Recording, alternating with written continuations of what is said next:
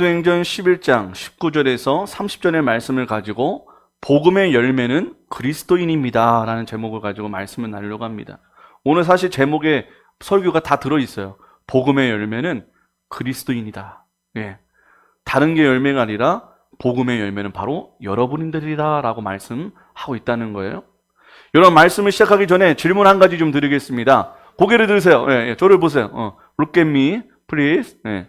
사랑하는 여러분, 주위 사람들이 여러분들을 누구라고 부릅니까? 네, 누구라고 불러요? 네, 주변 사람들이 나를 그리스도인이라는 시선으로 내 이름을, 내 직함을 부르고 있는지 한번 생각해 보셨으면 좋겠어요. 아니면 내가 예수 믿는 자인지도 모르는 사람들이 더 많은지 여러분 경계하셔야 됩니다. 네. 어떤 교회 집사님이 담임 목사님께 막 달려와서 이렇게 이야기하는 거죠. 목사님, 우리 직장의 부장님이 안수 집사님이래요. 그런데 이게 왜 놀랄 일입니까? 라고 물었더니 그런 인간 교회 다니는 것이 놀랍고 더 나아가 그런 인간이 안수 집사라는 것에 한 번 더 놀랐다는 거예요. 아마도 이 안수 집사님이신 부장님은 교회의 멤버이기는 하지만 그리스도인은 아니었나 봅니다. 사랑하는 여러분, 여러분 주변에 여러분이 집사, 권사라는 사실에 놀랄 사람들이 많으십니까? 아니면 오히려 정상미 선생님이 집사였어? 그럼 그렇지. 우리 권은혜 사장님이 권사였어? 그럼 그렇지. 라고 말할 수 있는 사람들이 더 많으십니까? 오늘 본문은 유대인의 복음에서 이방인의 복음으로 그 흐름을 옮겨가면서 안디옥의 복음이 전해지게 됩니다. 그러나 현실은 13년이 지났음에도 불구하고 유대인들의 유대주의와 복음의 폐쇄성은 여전했던 것을 보게 됩니다. 왜 그런지 어떻게 알 수 있을까요? 우리 19절 후미에 이방 땅인 이 베니게와 구브로 안디옥에서조차도 누구에게만 복음을 전했다고 나옵니까? 바로 디아스포라 유대인들에게만, 미국에 있는 한국인들에게만 복음을 전했다는 거예요. 여전히 유대주의와 복음이 유대인들만의 것이라는 편견과 신념 그리고 완고함이 완전히 사라지지 않고 있었다는 것입니다. 어쩌면 이런 편견과 자기 신념 그리고 완고한 고집이 가장 강력하게 나타나는 곳이 하나 있어요. 어딜까요? 저희 국회가 아니에요. 바로 교회예요. 장로가 있는 교회는 장로석이 따로 있어가지고 다른 평신도가 멋모르고 거기 앉았다가는 쫓겨납니다. 어디 감히 장로가 앉아있는데 평신도 따위가 와가지고 앉아있냐고 혼납니다. 때때로 예수의 복음이 아닌 내가 다른 교회에서 경험했던 것과 다른 모습을 보이면 내가 복음으로 목회자를 가르치기도 합니다. 성가대가 없는 교회에 어떤 목사님이 이런 얘기를 하시는 거예요. 청년부였는데 성가대가 없었대요. 근데 어떤 성도님이 오셔가지고 아니 목사님, 교회 예배에 성가대가 없어서 되겠습니까? 성가대가 없으면 예배가 아닙니다 라고 목사님을 가르쳤대요. 기가 막힐 노릇이죠. 여러분, 성가대 없는 우리 교회는 예배가 아닙니까? 말이 안 되는 거예요. 네. 자기가 배우고 자기가 경험을 했던 것이 전부있냐? 다른 사람들에게 말하고 있다는 거예요. 개척 멤버라는 이유로 새신자를 진심으로 환영하고 정착하도록 돕기보다는 이상한 우월의식과 특권의식으로 새신자를 위축되게 하고 오히려 교회를 떠나게 만듭니다. 그리고 새로운 사람들이나 연약한 자들의 담임 목사가 관심을 좀 가지려고 할 때면 시기 질투를 해서 아니 내가 제일 많이 헌금하고 내가 가장 많이 헌신하는데 왜 우리 집에는 신방 오지 않냐고 담임 목사한테 공격을 합니다. 이런 모습들을 제가 경험했던 교회들도 별반 다르지 않았던 것 같습니다. 저를 포함해서 너무나 많은 이기심과 편견, 완악함과 고집, 질투와 시기가 난무합니다. 나는 죽고 예수로 살아라라는 복음의 참 가르침을 목회자와 성도들이 더 심하게 거절하고 있고 거북하게 여기고 내가 복음으로 살아간다는 거예요. 사사기 시대처럼 자기 소견대로 살아가고 있다는 것입니다. 너의 말은 다 틀리고 내 말이 다 옳다는 거예요. 사랑하는 여러분, 사실 다른 교회의 이야기입니다만 여러분들은 어떠십니까? 나는 과연 유대인들과 기성교회의 성도들과 같은 특권의식, 편견, 완악함, 고집, 시기 질투, 이기심과는 거리가 먼 사람이라고 생각하십니까? 그런데 이런 풍족 속에서 이상한 일이 벌어집니다. 아주 놀랍고도 생각지도 못한 일이 일어난 거예요. 바로 20절입니다. 함께 읽습니다. 시작. 그 중에 구브로와 구레네 몇 사람이 안디옥에 이르러 헬라인에게도 말하여 주 예수를 전파하니 베니게와 구브로에서 복음을 접한 유대인들 중에 안디옥에 이르러서 헬라인에게 주 예수의 복음을 전파했대요. 아니 어떻게 이런 일이 일어났을까요? 이방 땅에서조차도 유대인들에게만 복음이 전해졌는데 그 복음을 들은 유대인이 헬라인에게 복음을 전했다는 거예요. 베니게와 구브로에서 대부분의 복음을 들었던 유대인들은 헬라인에게 복음을 전하지 않았습니다. 그들 중 몇 사람만 이방인들에게 복음을 전했던 거예요. 결국 뭡니까? 몇 사람만 복음을 제대로 받아들였다는 거예요. 사랑하는 여러분, 복음이 무엇입니까? 우리 누가복음 9장 48절에 보면 함께 읽습니다. 시작. 그들에게 이르시되 누구든지 내 이름으로 이런 어린아이를 영접하면 곧 나를 영접하며 또 누구든지 나를 영접하면 곧 나를 보내신 이를 영접함이라. 너희 모든 사람 중에 가장 작은 그가 큰 자니라. 사랑하는 여러분, 복음이 왜 기쁜 소식이에요?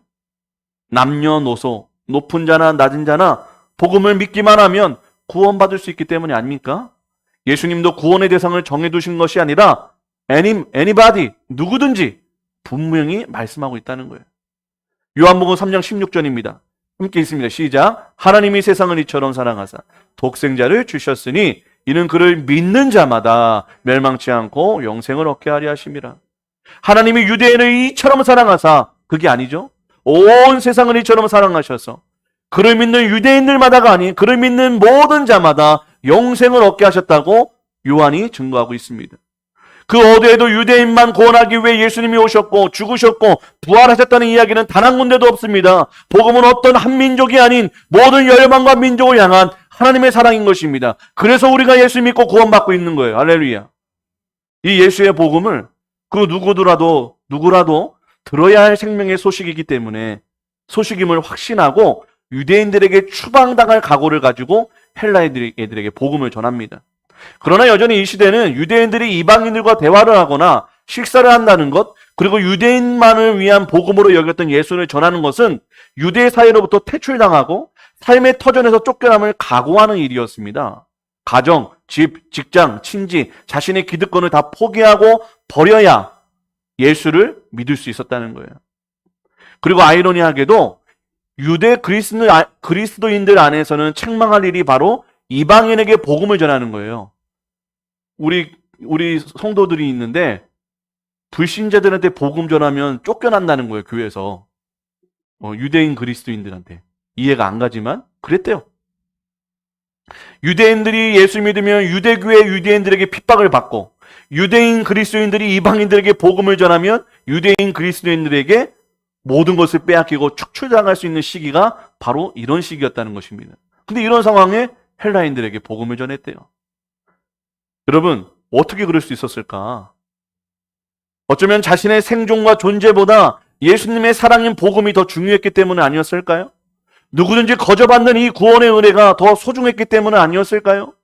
이러한 참 복음을 깨닫고 구원의 감격을 제대로 맛본 몇몇 사람들에 의해서 헬라인들에게 복음이 전해집니다. 그 결과가 어떻습니까? 너무나 아름답고 귀한 결과가 21절에 나오게 됩니다. 함께 읽습니다. 주의 손이 그들과 함께 하심에 수많은 사람들이 믿고 주께 돌아오더라.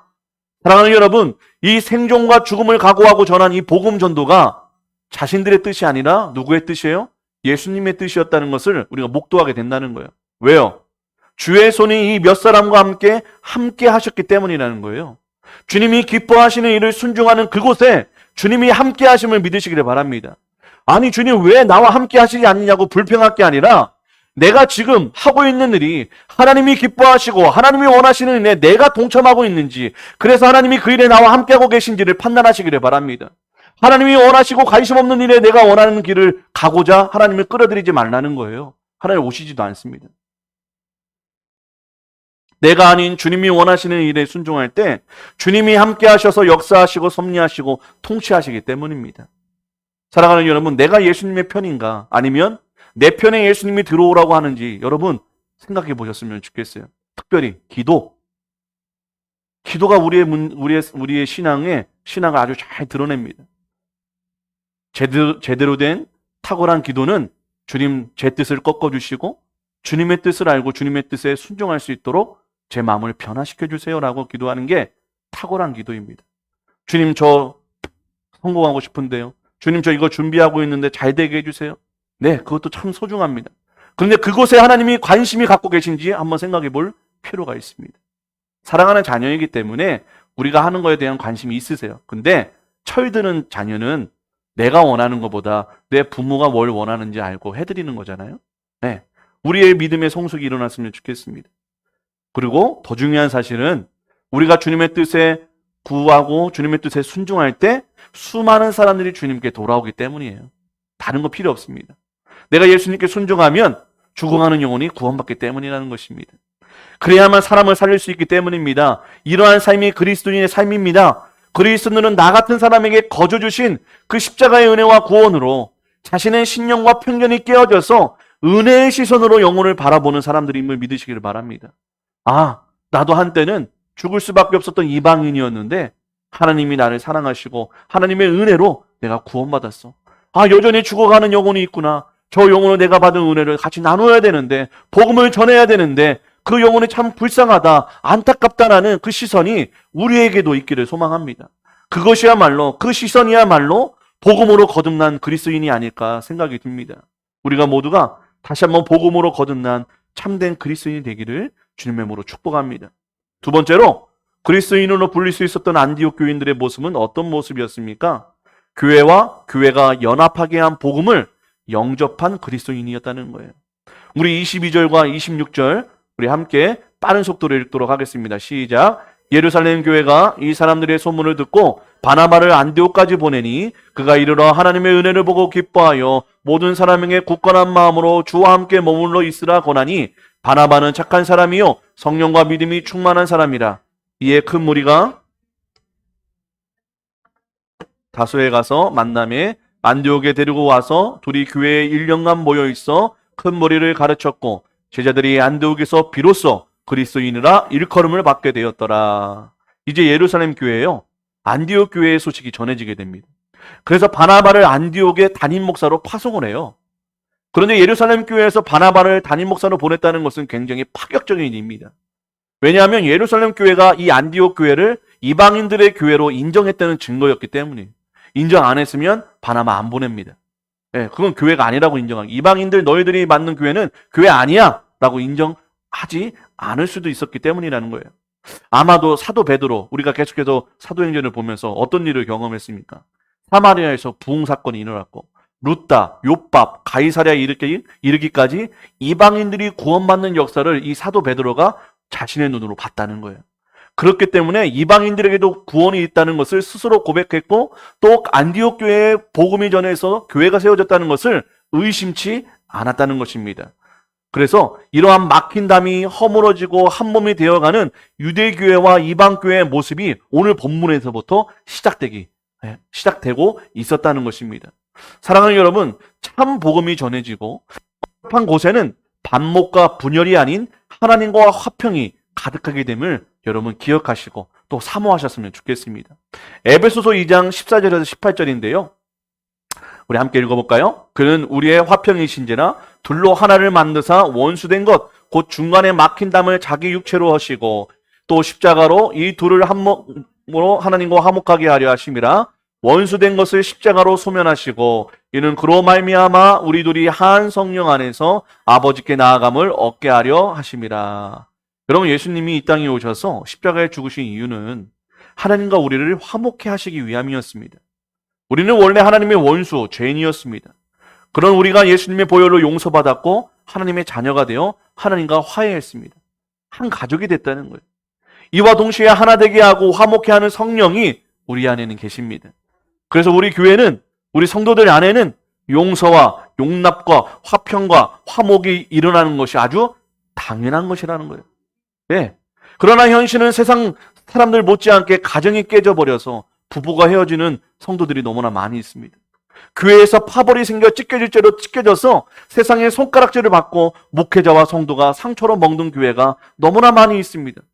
성도가 가는 곳곳마다 화해와 화평이 일어나야 되는데 그 성도가 가는 곳곳마다 비난, 오해, 의심, 시기, 질투로 다툼과 분열의 온상이 되고 있습니다. 과연 이러한 교회와 성도의 모습이 그리스도인이 맞는 것입니까? 네, 우리 교회 이야기는 결코 아닐 것입니다. 그러나 너무나 많은 조국교회가 다툼과 반목에 멍들어 있고 그것을 본 세상 사람들이 그리스도인이 아닌 개독교라고 조롱하고 있는 게 우리의 현실임을 볼 때 우리 교회라도 조국교회를 대표하여 회개하여 바로 서기를 결단했으면 좋겠습니다. 누가 뭐라 하든 주님 우리 교회를 통하여 우리 조국교회가 회개케 하시고 우리 교회를 통해서 우리 조국교회가 제대로 설 수 있도록 바로 설 수 있도록 사용하여 달라고 우리가 기도했으면 좋겠다는 거예요. 이제 교회의 연합과 중보의 선물인 착하고 성령과 믿음이 충만한 바나바를 통해 교회의 무리가 더 큰 무리가 되어 주께 더해집니다. 이 안디옥 성도들의 거듭남과 바나바라는 신실한 목회자의 연합으로 교회의 부흥이 점점 더 커가만 갑니다. 이런 전성기를 구가할 때 바나바는 아무도 생각지 못한 일을 하나 생각합니다. 바로 다소에서 자숙하고 있는 사울을 생각하게 되고 그와 함께 공동 목회로 이 부흥하고 있는 안디옥 교회를 목회하기로 결단을 합니다. 그리고 곧 다소에 있던 사울을 13년 만에 목회 현장으로 끌고 나오게 됩니다. 1년 동안의 공동 목회를 통해 큰 무리를 빠짐없이 가르칠 수 있었고 그 가르침을 받을 수 있었던 제자들이 비로소 그리스도인들이라 불려지게 됩니다. 만일 우리 교회가 이 안디옥 교회처럼 이 박승환 담임 목사가 와서 부흥 성장하고 있다면 제가 부사역자를 뽑지 공동 목회자를 뽑지 않습니다. 결코 그러지 않습니다. 그럴 수가 없습니다. 이기적인 인간이다. 그런데 바나바는 어떤 면에서 자신보다 우월한 사울에게 목회권을 나누어 줍니다. 이 말은 바나바 자신의 기득권과 명예, 권위, 권력, 결정권 모두를 함께 나누겠다는 것이지. 한마디로 대형교회 담임 목사로 누릴 수 있는 모든 것을 포기하고 사울과 함께 나눌 뿐만 아니라 한마음 한뜻으로 연합하여 교회를 이끌어가겠다는 결단이 있었던 것입니다. 여러분 이것이 그리스도인의 모습이 아닐까요? 이 한없는 희생과 섬김이 필요한 공동 목회를 자처하였고 그 일을 아름답게 완성해 나간 것입니다. 여러분 공동 목회하려면 한 목회자는 죽어야 됩니다. 네, 나는 죽고 너는 살아라라는 한 명이 반드시 있어야 공동 목회가 일어납니다. 너 죽고 나 살자 그러면 그 목회는 망해버립니다. 여러분 어떻게 바나바는 이 일이 가능했을까? 저는 고민이 되더라고요. 네, 목회자니까. 저는 먼저 갈라디아서 2장과 6장의 말씀에 사도 바울의 신앙 고백을 보면서 바나바가 진정 복음의 열매였음을 보게 됩니다. 우리 갈라디아서 2장 20절이에요. 함께 있습니다. 내가 그리스도와 함께 십자가에 못 박혔나니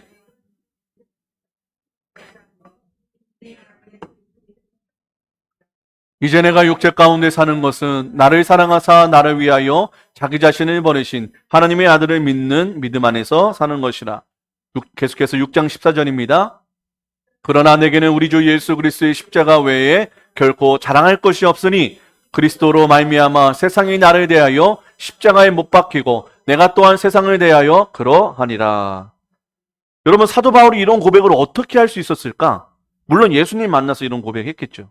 그런데 예수님 외에 또 한 명, 이 바나바의 희생과 섬김 때문에 이런 고백이 자신의 피부로부터 느껴질 수도 있었겠구나라는 생각이 들었습니다.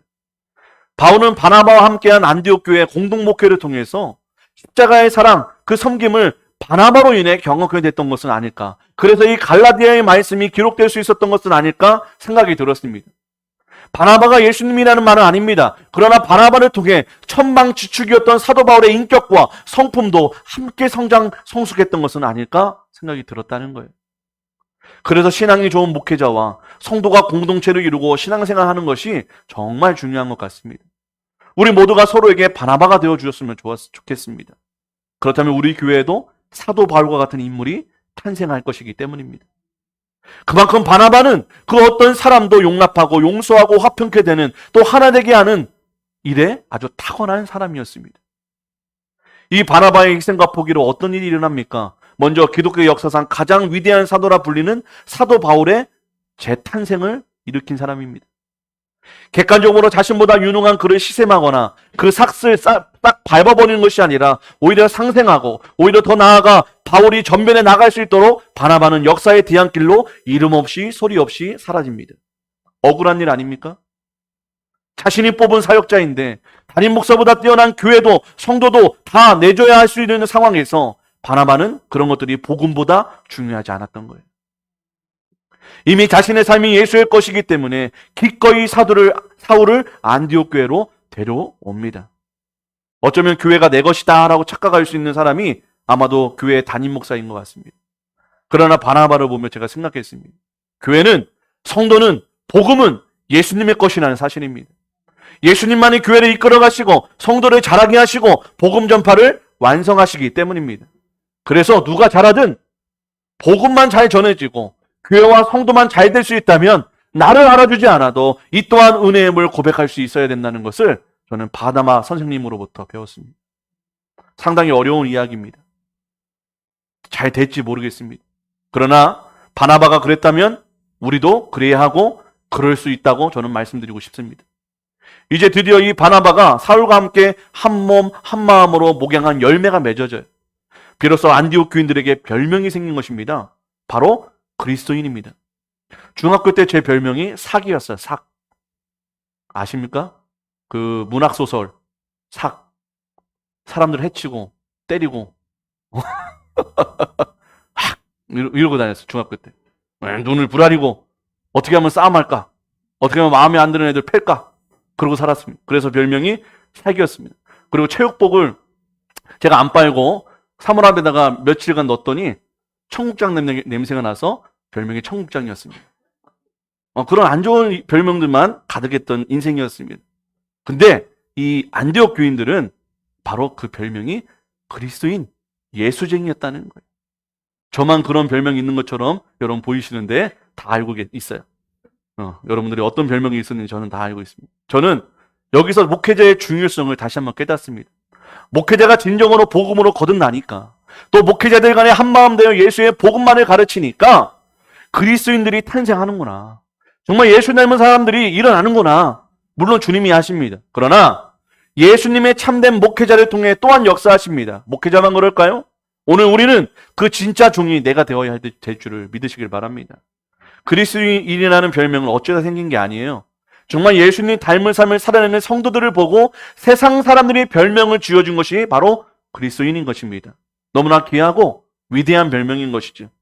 오늘날 그리스도인이라는 예수쟁이들은 비아냥과 욕설이 되어버린 것을 볼 때 어쩌면 안디옥 성도들에게 용서를 구할 일이 것입니다. 아니면 복음을 허락하신 예수님께 우리가 회개해야 할 일이 아닐까 생각이 듭니다.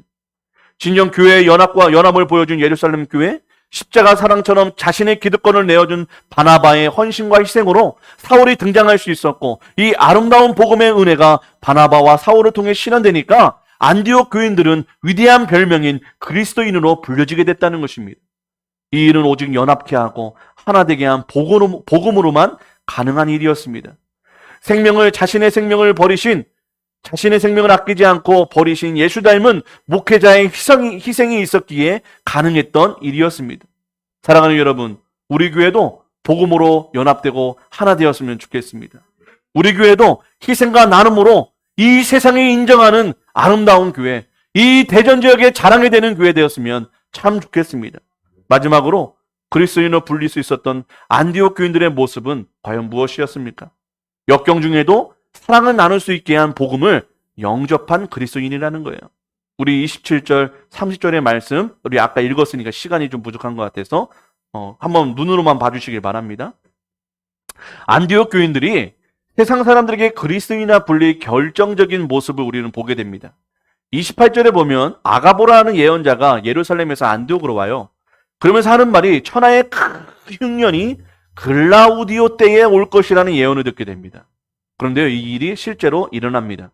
여러분, 지금 우리는 코로나19의 시대에 삽니다. 그렇다면 어떤 특정 계층만 힘든 게 아니라 전 세계 모든 사람들이 힘들다는 거예요. 그래서 사실 누구를 돕고 챙기는 것이 여간 쉬운 일이 아니라는 것입니다. 마찬가지로 안디옥에도 큰 흉년이 동일하게 왔어요. 같이 힘든 상황입니다. 그럼에도 불구하고 그들은 예루살렘 교회의 어려움을 생각하며 힘되는 대로, 이 말은 자기가 할 수 있는 최선을 다해서 부조를 보냈다는 거예요. 부조가 뭐예요? 교회 후원금입니다. 후원금. 돈이에요, 돈. 참으로 감사하게도 저희 교회와 저는 오히려 이 코로나 시대에 개척을 하다 보니까 이 안디옥 교회와 성도님들 같은 분들의 섬김과 후원으로 전혀 부족함 없이 살아가고 있습니다. 우리 교회에 슬기로운 밴드 사역이 시작될 수 있도록 후원해준 강남침례교회, 매월마다 지원해주는 지구촌교회, 수원중앙침례교회, 오산침례교회, 그리고 제가 목회했던 교회의 성도님들의 크고 작은 성gin들이 아직은 어리고 연약한 우리 교회와 제 삶을 지탱해주고 계시다는 거예요. 이 모든 것이 우리 교회를 향한 하나님의 은혜요, 사랑임을 또한 믿습니다. 그러나 이 후원해주는 모든 교회와 성도님들 안에 뭐가 있기 때문에 이런 일이 일어났을까요? 복음, 예수님의 사랑, 그들이 거저받은 구원의 은혜, 십자가의 희생이 있었기 때문에 그 사랑을 전하지 않고서는 견딜 수 없는 마음이 있다는 거예요. 그래서 그 은혜를 우리가 받고 있다는 것입니다. 지금 우리는 비록 받고 있지만 주님의 사랑과 더불어 이 거저받은 은혜와 사랑을 우리 교회도 우리 교회와 같이 어렵고 연약한 교회와 사람들에게 흘려보내는 때가 곧 다가오기를 간절히 소망합니다.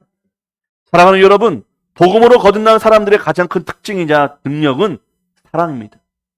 사랑은 주는 거예요. 그렇죠? 복음이 말하고 있는 사랑은 내가 여유가 있어서 나누는 사랑이 아닙니다. 나도 힘들지만 나보다 더 힘든 자들을 생각하고 내가 누리고 즐길 수 있는 것을 포기하고 그들의 힘 닿는 대로 최선을 다해 돕는 것입니다. 이것이 십자가의 사랑, 나는 죽고 내 안에 예수가 사는 복음의 사랑을 실천하는 것이지요. 사랑하는 여러분, 죄송한 말씀일 수 있겠지만 먹고 살만 하시거든 혹은 그렇지 않으시거든 내가 누리고 그거에 상관없이 내가 누리고 즐길 수 있는 것을 조금씩만 아껴서 이 세상에 소외되고 비참하게 살아가는 우리 이웃들을 섬겨주시기를 바랍니다. 나누고 희생해 주시기를 바랍니다. 교회 안에도 나의 시간, 나의 마음, 나의 에너지, 나의 물질을 희생하면서 서로 교제에 좀 힘써 주시고 서로의 위로와 기쁨이 되어 주시기를 자원하여 섬겨주시기를 간절히 바랍니다. 먼저 다가와 주기를 바라지 말고 먼저 연락해 주기를 바라지 말고 그냥 내 삶도 피곤한데 누굴 돕겠냐는 냉소적인 마음을 좀 버리고 먼저 다가와 주신 예수님, 먼저 나를 위해 죽으신 예수님, 그 죄를 용서해 주신 예수님, 먼저 나를 위해 죽음을 이기시고 부활하신 그 예수님의 사랑과 은혜를 기억하면서 우리가 먼저 희생하고 섬기기를 원합니다. 여러분, 이 모습이 이 복음의 진수인 사랑하는 교회의 모습일 것입니다. 오늘 복음의 열매인 그리스도인들의 새 모습을 살펴보았습니다. 평강과 신념, 고집을 깨뜨린 복음의 열매인 그리스도인들, 교회가 연합하게 한 복음의 열매인 그리스도인들, 마지막에는 그 어떤 역경 속에서도 사랑을 나눌 수 있었던 그리스도인들, 이 세 가지 그리스도인들을 바라보게 되었습니다. 그러나 여러분 어떠십니까? 우리 이런 그리스도인들이라 불려질 자신이 있으십니까? 네, 우리는 이 안디옥 교회와 솔직히 똑같지 않습니다. 비스무리하지도 않습니다. 아니, 이렇게 살아보려고 노력을 안 해본 것도 아닙니다. 그런데 되지 않습니다. 그래서 우리 교회를 보면서 그리고 나 자신을 보면서 내 신앙에 낙심하고 실패감에 적게 됩니다. 우리는 왜 이런 삶을 반복하며 살아갈 수밖에 없을까요? 왜냐하면 우리는 여전히 죄 아래 있기 때문입니다. 이 죄의 문제가 여전히 해결되지 않았기 때문입니다. 우리는 이 그리스도인의 삶을 죄 때문에 살 능력이 없기 때문입니다. 내 힘으론 주님도 내 자신도 남들도 그리스도인이라 인정할 만한 삶을 살아낼 수가 없는 것입니다. 여러분, 이것을 인정하셔야 됩니다. 아닌데요, 목사님. 저는 꽤 괜찮은 신앙인으로 살고 있는데요. 아니요. 여러분, 그 가식과 위선을 깨어버리시기를 바랍니다. 한평생 신앙생활 했지만 여러분 할 수가 있었던가요?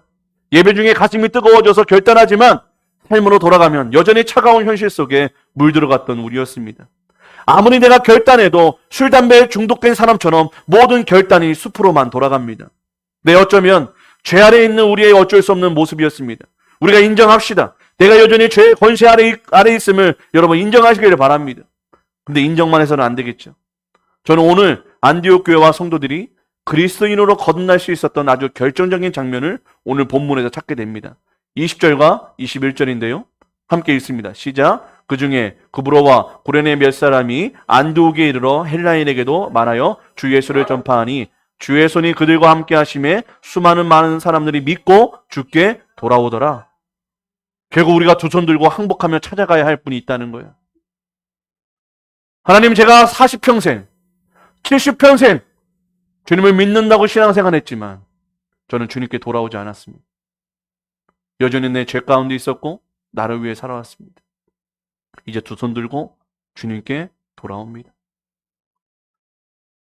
사랑하는 여러분, 들려진 복음을 통해, 우리가 알고 있는 복음을 통해, 일하시고 함께 하시는 성령님을 통해 우리의 죄를 회개하고 예수님을 구주로 영접해야 될 줄을 믿습니다.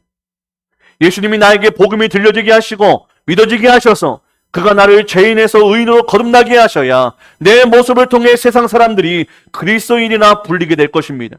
윤리 도덕적으로 착해진다고 내 본성과 죄성은 사라지지 않습니다. 그저 착한 척, 괜찮은 사람인 척, 거룩한 척, 살아가는 척으로 끝날 것입니다. 사랑하는 여러분, 우리 안에 다시 채워져야 할 것이 있습니다. 바로 거저 주신 예수님의 은혜입니다. 이 은혜가 내 안에 가득할 때 비로소 우리는 그리스도인이 되는 것입니다. 사랑하는 여러분, 예수님의 복음으로 돌아가십시오. 내 결단과 행함으로 그리스도인이 되는 것이 아닙니다. 오직 복음의 은혜가 내 안에 가득 채워질 때, 그 은혜가 나를 새롭게 거듭나게 할 때, 그때 변화는 일어나는 것입니다. 방법론이 아닙니다. 우리가 예수님을 영접해야 됩니다. 예수님을 진짜 구원자요 주인으로 받아들여야 합니다. 그 은혜는 오직 예수님만이 주실 수 있기 때문입니다. 사랑하는 여러분, 오직 예수님의 은혜에 꽂힌 복음이 우리를 그리스도인 되게 하실 것입니다. 오늘 그 은혜의 빛 아래 우리가 나아갔으면 좋겠습니다. 이 복된 소식을 우리의 마음의 심령의 길을 열어 들어주셨으면 좋겠습니다. 그 빛이 내 죄를, 내 더러움을, 내 허물을 비춰줄 것입니다. 우리는 견딜 수 없이 괴로울 것입니다. 바로 그때 내 죄를 용서해달라고 기도하시면 됩니다. 내 죄를 회개케 해달라고 하나님께 간구하시면 되는 것입니다. 이 돌아선만이 그리스도인의 시작이 될 것입니다. 그리하여 안디옥 교회와 성도들의 바톤을 이어받아서 이 시대의 그리스도인으로서 불려지는 그 영광을, 그 축복을, 그 은혜를 우리 더 사랑하는 교회 성도들이 모두 누리시기를 주님의 이름으로 축원합니다. 우리 함께 기도합니다. 주님, 예수님의 복음이 나에게 사랑과 은혜로 다가오길 원합니다. 죄로 비참했던 나를 찾아봐 주셔서 나를 비춰주시고 내 모습을 알게 하여 주시옵소서. 이 죄가 해결되지 않고서는 살아갈 수 없는 인생임을 깨닫게 하여 주셔서 주님 앞에 무릎 꿇고 내 죄를 용서해달라고, 내 인생을 구원해달라고 부르주실 수 있는 은혜의 시간을, 은혜의 폭포수를 우리에게 부어주시옵소서. 그래야 주님의 복음을 우리가 받아들이고 영접하고 예수를 구주로 영접하여 우리가 참되게 그리스도인이 되게 도와주시옵소서.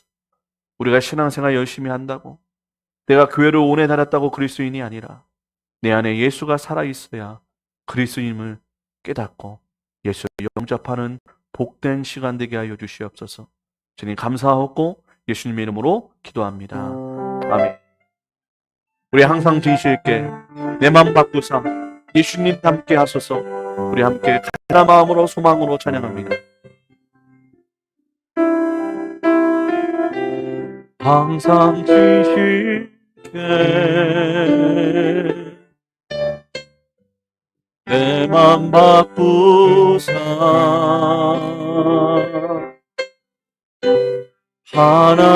하나님답게 하여 주소. 항상 진실게 항상 진실게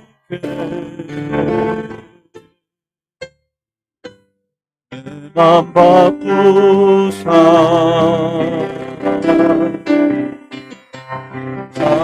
하나님답게 하여 주소서. 주는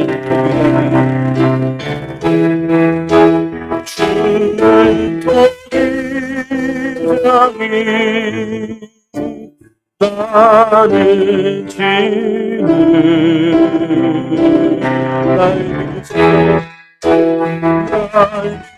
날리소.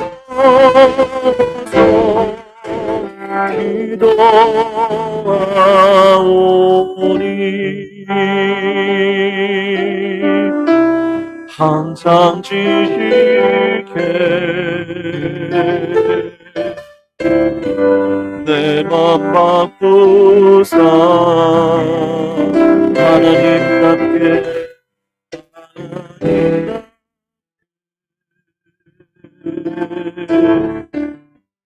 하여 주소. 주는 토기장이 나는 선생입니다.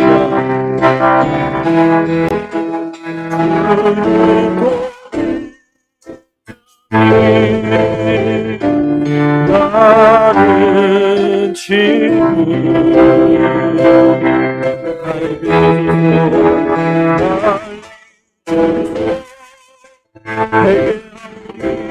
내게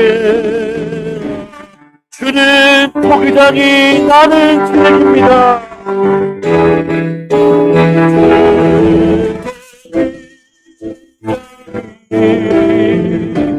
나는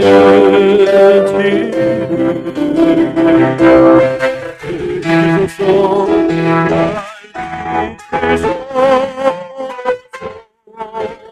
기도하오니 항상 지시게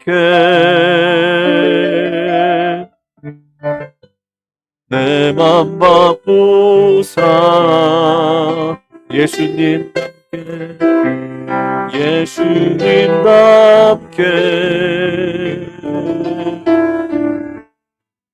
하여 주소서.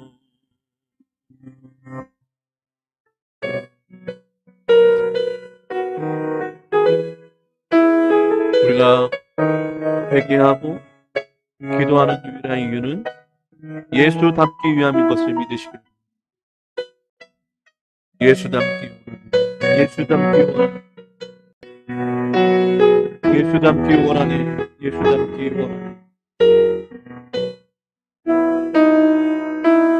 예수 닮기를, 예수 보기를, 예수만 높이기 내가 원하네. 내 평생 소원 예수 닮기를, 예수만 닮기를 내가 원하네. 예수 닮기를, 예수 보기를, 예수만 높이기 내가 원하네. 내 평생 소원 예수 닮기를, 예수만 닮기를 내가 원하네. 사랑하는 여러분, 우리 두 눈을 감고 내 고집, 내 완악함, 내 딱딱해진 나의 심령을 두 손을 주님 앞에 내놓았으면 좋겠습니다. 사랑하는 여러분, 인터넷 속에 또 라디오 속에 참으로 수많은 설교와 말씀이 난무합니다. 그러나 점점 더 우리 그리스도인들은 더 완악해지고 은혜와 감격을 잃어버리고 삽니다. 내가 다 알고 있다고 생각하기 때문에, 이미 나는 구원받았다고 믿기 때문에, 예수의 방법으로는 안 되고 세상의 방법으로 해야 된다고 믿기 때문은 아닐까요? 사랑하는 여러분, 예수를 다시 만났으면 좋겠습니다. 예수님을 다시 부르셨으면 좋겠습니다. 조건이 아니라 그저 예수님 한 분만을 바라며, 예수님, 주님, 그리스도인이 아닌 이 그리스도인을 불쌍히 여겨주셔서 오직 예수의 복음으로 다시 그리스도인 되게 해달라고, 십자가의 은혜와 사랑으로 다시 한번 내가 녹아지게 해달라고, 성령의 능력으로, 성령의 부으심으로 내 완악하고 고집이 가득하고 이기적이고 나밖에 모르는 이 약하고 더럽고 허물 많은 내 인생을, 내 영혼을, 내 심령을 성령의 뜨거움으로 복음의 사랑과 은혜로 녹아지게 해달라고. 그래야 누구든지 내 안에 들어와서 나를 통해 예수를 전하고 예수를 만나고 예수의 향기가 드러날 수 있는 예수 닮은 내가 되게 해달라고 이 시간 주여 한번 외치며 우리 간절히 한번 기도합니다. 주여 아버지, 주여 아버지, 아버지, 주님이 필요합니다. 예수, 아버지 예수 그리스도께서 내 안에 다시 임재하여 주시옵소서. 주님, 지금 우리가 무엇을 예배하고 무엇을 찬양했는지도 모르는 인생입니다. 우리가 무엇을 쫓아 살아가야 되는지 모르는 인생입니다. 내가 이 땅에서 잘 먹고 잘 살기 위해 예수를 붙잡고 있습니다. 기도합니다. 주여, 우리가 예수답기 위하여 예수를 붙잡게 도와주시옵소서. 예수가 나를 구원해 주셨기에, 주님이 이미 나를 건져내어 주시고 은혜를 부어주셨기에, 나를 위해 죽으셨기에, 그 예수를 사랑하기에 내가 예수를 부르짖게 하여 주시옵소서. 우리 교회가 커지고 내가 찬양하고 유명해지기 위해 예수를 붙잡는 것이 아니라, 나를 이 위에 이미 구원하시고 십자가에 못 박혀 죽으신 예수를 사랑하기에, 내가 그분을 사랑하기에 붙잡을 수 있는 참된 그리스도인 되게 도와주시옵소서. 주여, 죽어가는 영혼이 불쌍하여 예수 전하게 도와주시옵소서. 그런 그리스도인 되게 도와주시옵소서. 하나님, 나의 평강과 완악함을 버리고 예수의 시선으로 죽어가는 영혼을 바라볼 수 있는 그리스도인, 하나님을 연합되게 하고 용서하고 화목하게 하는 그리스도인. 나도 어렵지만, 나도 괴롭지만, 나보다 더 괴롭고 어려운 자들을 위해 아버지 내 물질을, 내 시간을, 내 마음을, 내 인생을 드릴 수 있는 참된 그리스도인, 그런 그리스도인 내가 되기를 원합니다. 주여, 그러기 위해 예수를 만나야 합니다. 예수의 은혜를 경험해야 합니다.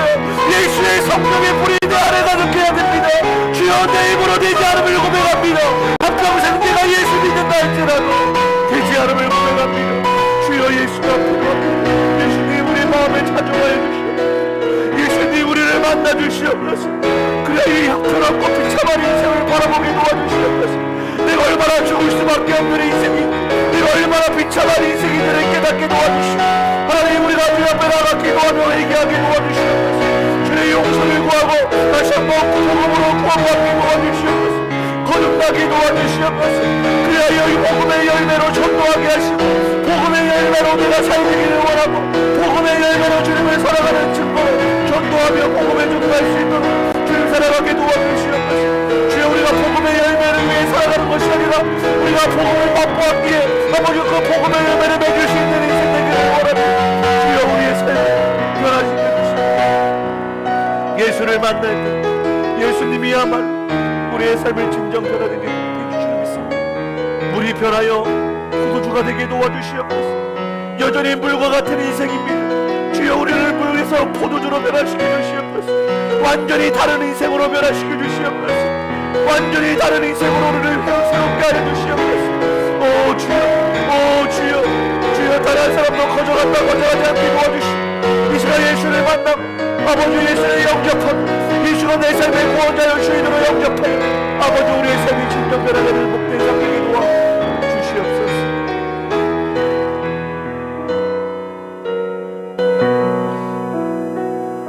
주님, 우리는 진흙보다도 못한 딱딱히 굳어버린 돌덩어리입니다.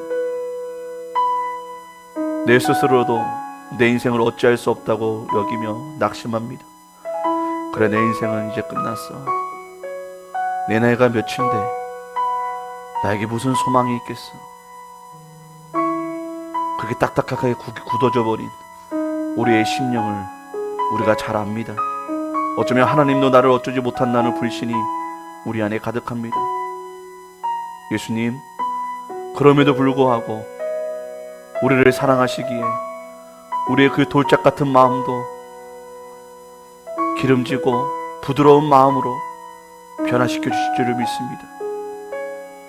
주님, 우리가 예수 믿고 예수를 닮아가고 예수를 누리고 예수를 전할 수 있도록 도와주시옵소서. 예수님을 이용하고 예수 믿으면 잘 되니까 믿는 것이 아니라 나를 위해 죽으신 예수를 사랑하기 예수 믿게 도와주시옵소서. 죽기까지 나를 사랑하신 그 예수의 사랑에 감격하여 예수 사랑하게 도와주시옵소서. 그 누구도 나에게 부어줄 수 없었던 그 사랑을 베풀어 주셨기에 사랑하는 우리 모든 성도 되게 도와주시옵소서. 그 어느 누가 죽음의 문제를 해결할 수 있겠습니까? 그 어느 누가 죽은 자를 살려 영원한 삶을 살 수 있도록 인도해 내겠습니까? 오직 하나님의 아들 예수 그리스도 한 분밖에 없을 줄을 믿습니다. 사랑하는 여러분, 우리가 믿는 예수가 바로 그런 예수입니다. 여전히 세상의 물욕에 휩싸여서 예수님조차도 우리의 물질을 얻는 데 이용하는 어리석은 인생을 내어버리고 그가 먼저 우리에게 오셨고 그가 먼저 우리를 위해 고초를 당하시고 죽음까지 당하시며 그가 먼저 우리의 죽음의 문제를 해결하셔서 우리가 하나님의 자녀가 되고 영원한 삶을 누리게 됐음을 여러분 기억하시기를 바랍니다. 그 은혜, 받을 자가 없는 우리가 받은 그 은혜를 이 한 주간 묵상하며 예수님과 동행하였으면 좋겠습니다. 진실로 예수님을 구주로 영접하는 인생 되었으면 좋겠습니다. 이제는 우리 주 예수 그리스도의 은혜와 하나님 아버지의 크신 사랑과 성령 하나님의 충만하심이 나를 위해 이 땅에 오시고